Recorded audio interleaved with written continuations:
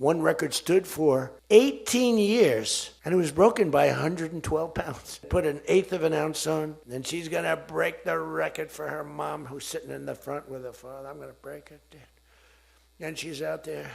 She's going to do it. She's looking to get into the Olympics, right? And she gets up, and they put a little tiny thing like this, little thing. And my wife, by the way, my wife hates when I do this. She said, she's a very classy person, right? She said, it's so unpresidential. I said, but I did become president. But she says, darling, please, the weightlifting is terrible. But no, the girl gets up. And you see, I want to be more, but I have somebody watching. I want to be more effusive. I want to really, But she gets it, and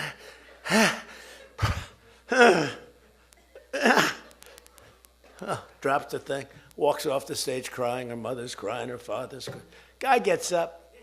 They said, have you lifted before? A little bit. And he walks up, bing. He could have gone ding, ding, ding, ding. I think it was 112 pounds. Huh? It's crazy. Young gentleman who transitioned. He was a very good boxer, but he wanted to be a woman, which is, to each his own.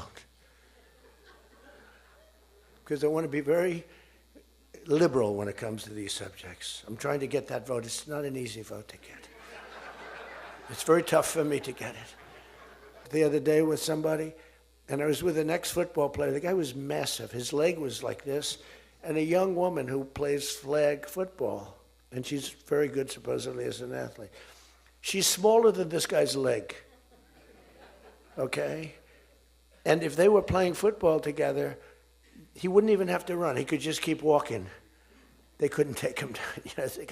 He can't even believe it. But there are so many. They had a race, a long-distance race. They had champion men, women, one of those marathon deals. The man finished 5 hours and 14 minutes and 36 seconds sooner. He beat the champion woman by 5 hours. It's so demeaning to women. It's so ridiculous, right? It's so ridiculous. The weightlifting, take a look at the weightlifting records. One record stood for 18 years, and it was broken by 112 pounds. They couldn't get 1/8 of an ounce, They'd put an eighth of an ounce on. Then she's going to break the record for her mom, who's sitting in the front with her father. I'm going to break it, Dad. And she's out there. We're adding 1/8 of an ounce to each side. This record has stood, ladies and gentlemen, for 18 years. But she's going to do it. She's looking to get into the Olympics, right? And she gets up, and they put a little tiny thing like this, little thing. And my wife, by the way, my wife hates when I do this. She said, she's a very classy person, right? She said, it's so unpresidential. I said, but I did become president. She hates when I dance. I said, everybody wants me to dance. Darling, it's not presidential. She actually said, could you imagine FDR dancing? She said that to me. And I said, there's a long history that perhaps she doesn't know. Because he was an elegant fellow, even as a Democrat, right? He was the attack by Japan, he was quite elegant. But he wouldn't be doing this. But nor would too many others. But she says, darling, please, the weightlifting is terrible. And I have to say this, the dancing they really like. She said, they don't like it, they're just being nice to you. I said, that's not right. The place goes crazy. They're screaming, dance, please. But the weightlifting, but no, the girl gets up. And you see, I want to be more, but I have somebody watching. I want to be more effusive. I want to really, But she gets it, and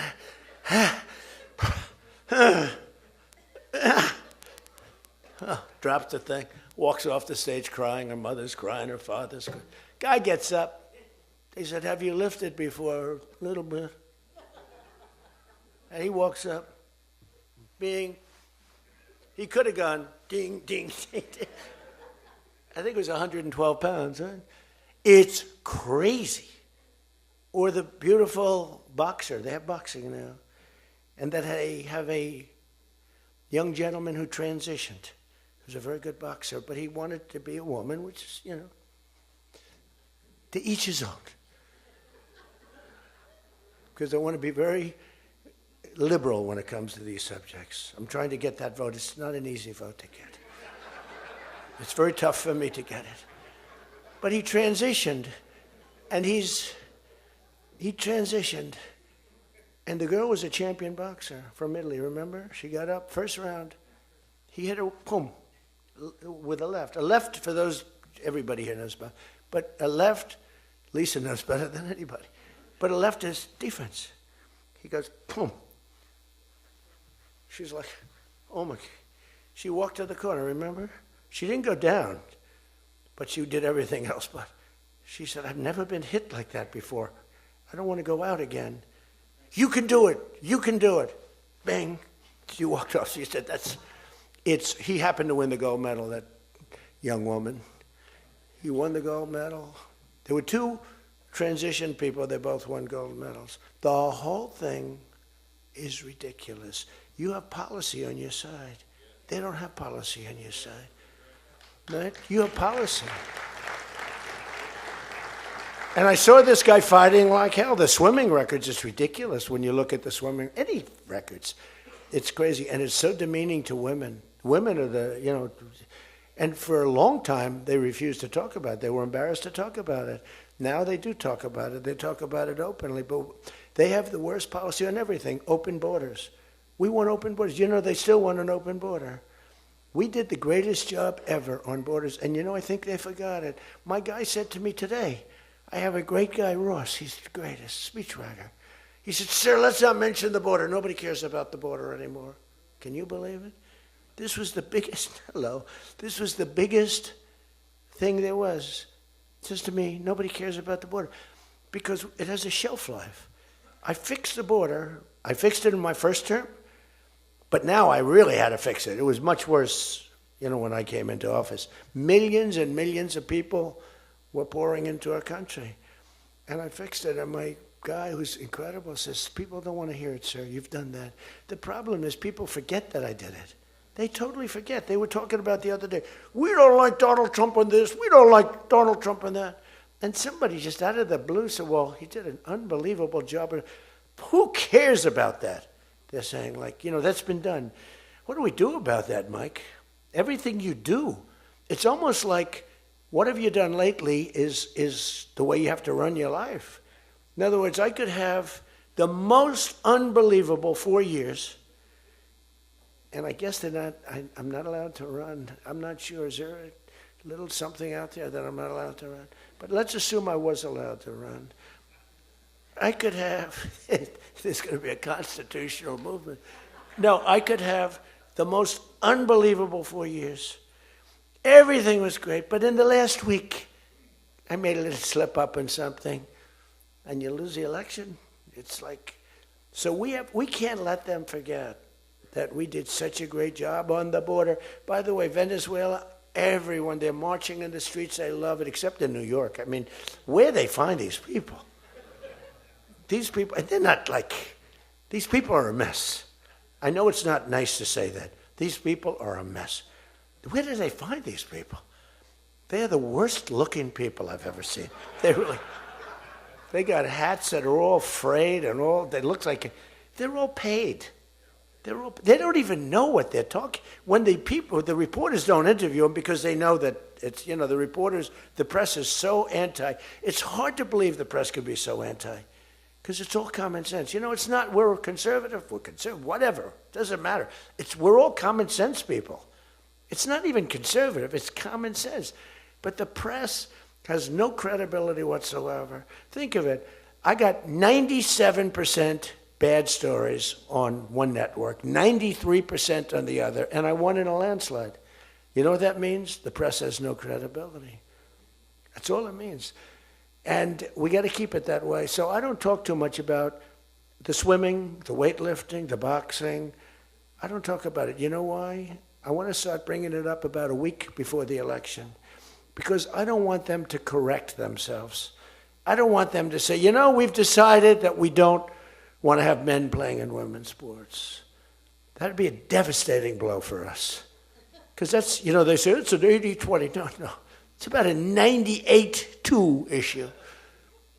We've decided that we will not have open borders where the entire world, from the Congo, prisons from the Congo, these are extraordinarily tough people. These are people that make our motorcycle gangs look like fine young men. Okay? Our motorcycle gangs are wonderful people by comparison. No, they come in from prisons in the Congo. They come in from prisons from all over the world, but in particular Venezuela. Tren de Aragua. Tren de Aragua comes in, and Tren de Aragua, they say it's the worst gang in the world. It makes our gangs look like little sweethearts. It makes our gangs, you want to take them out to dinner, they're so nice. They cut off the fingers of people. One guy makes a phone call in Colorado. The governor stinks in Colorado. He has no control. So Tren de Aragua, they don't want to do anything about it. So ICE has to go in and take them out because the governor doesn't want to do anything. But they make a phone call. They've taken over my building. The landlord's calling. They took over his building. So the governor doesn't want to do anything. But he calls the police, the guy. They come in. Did you call the police? This is Tren de Aragua. We're talking to the man that owns the building. Did you call the police? Yeah. Boom, they cut off his fingers. If you call him again, the next time your hand comes off. Can you believe it? The guy's walking around, his fingers were cut off. And these are the animals that we're throwing the hell out of here. Washington, D.C. is now the safest city in the country. And you people know that better than anybody because you were, I mean, think of it. You're in Congress, you're respected people, you're afraid to walk outside. Washington, D.C. Now, we had a terror attack 4 weeks ago, and one person's looking down from heaven, and the other one is actually recuperating and going to make it, I think, but really badly hurt. Really badly hurt. Most positive mother I've ever. No, my son's going to be fine, sir. The mother was telling me that the night of the attack, I went just like I went to you. I spoke to this incredible woman. Sir, everyone's praying for my son. He's going to be fine. The doctors thought she was, just hoping against hope. There was no chance. And 2 weeks ago, he got up and started walking around. It's amazing, actually.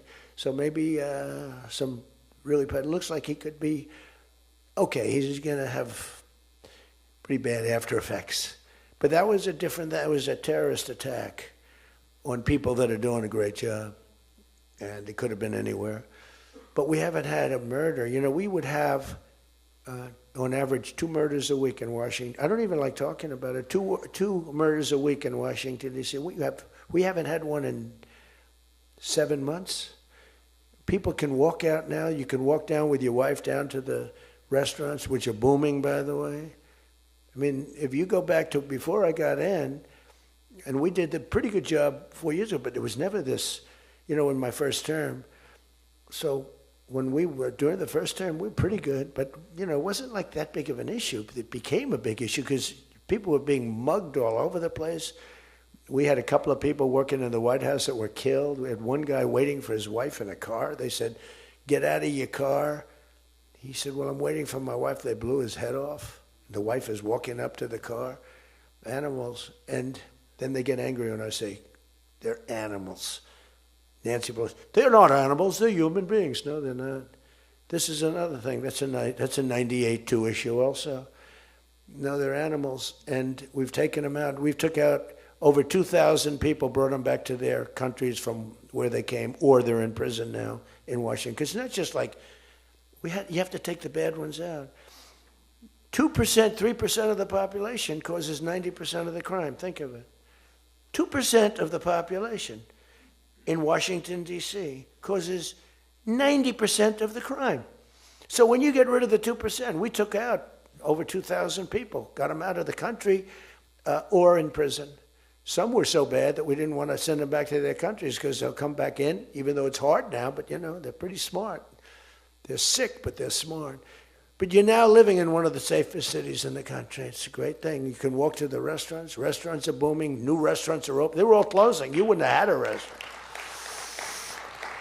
And I don't know about you, but to me, those soldiers standing there look so good. I'm not going to feel safe walking down the street without them. I don't think you would either. Even though, we took out so many criminals, I just feel better. To me, they're beautiful. I look at these soldiers. And you feel safe. You feel safe. I don't think if we took them out, even if the crime wasn't much, it would definitely be more. We did a great job in Chicago.